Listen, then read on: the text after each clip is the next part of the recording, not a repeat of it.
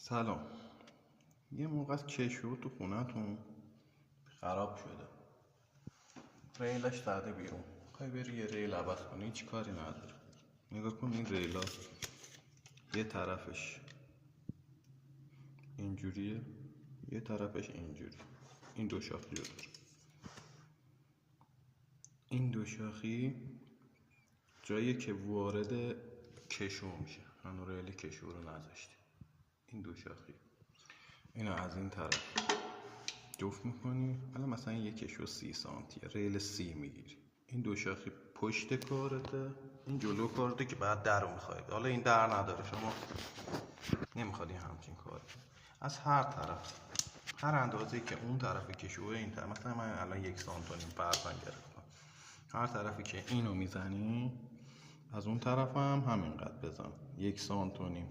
من 1 سانت و نیم گرفتم، حالا شما هر جور دوست داشتید 4 سانت بزن، 3 سانت، فقط دو طرف یکی باشه. پیچ این طرف رو میبندم،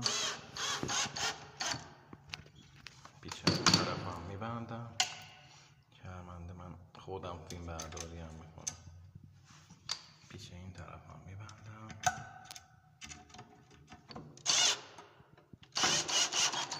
این شد تمام.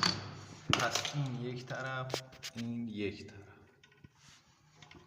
برش گرد میکنیم اینجوری میشه، یعنی دو طرف یک مدل کار.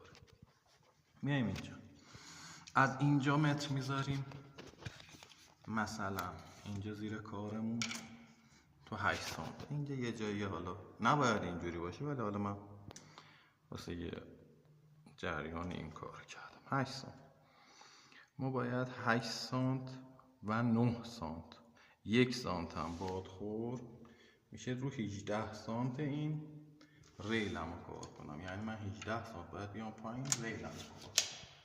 پس این رو گوشی رو دارم متوجه بشید.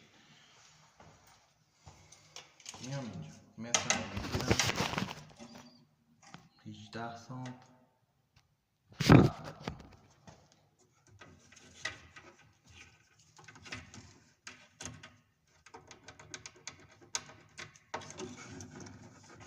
میام این طرف 18 سانت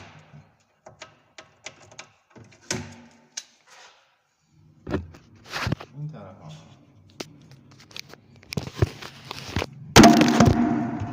گوشی رو بودم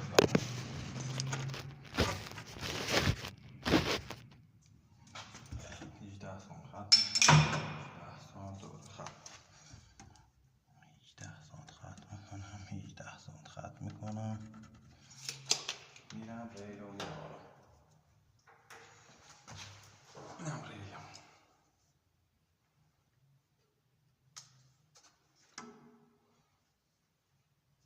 این ریلا دو طرف داره، این طرف این طرف، اینجا پشت کاره، این طرف جلوه کار.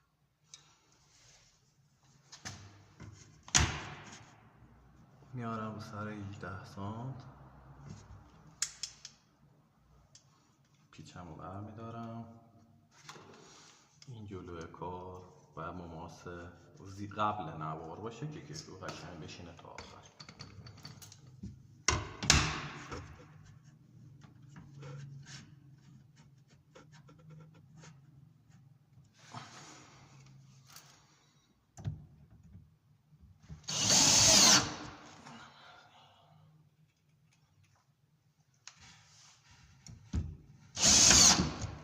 اون طرف هم همینجور.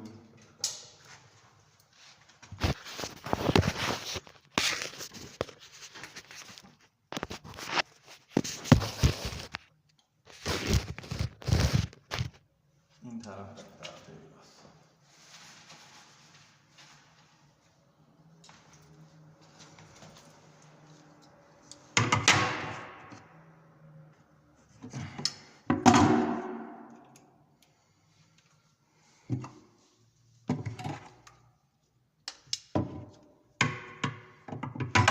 پس شد نوک اون مشیه قبل خط نوار رو 18 سانت. سقف این کار، سقف این کار رو 18 سانت. سقف ریل، زیر ریل نذارید. البته میگم هر کاری هم بستگی داره، باید خودتون فکر کنید چیکار کنید. اگه فکر نکنید نمیشه.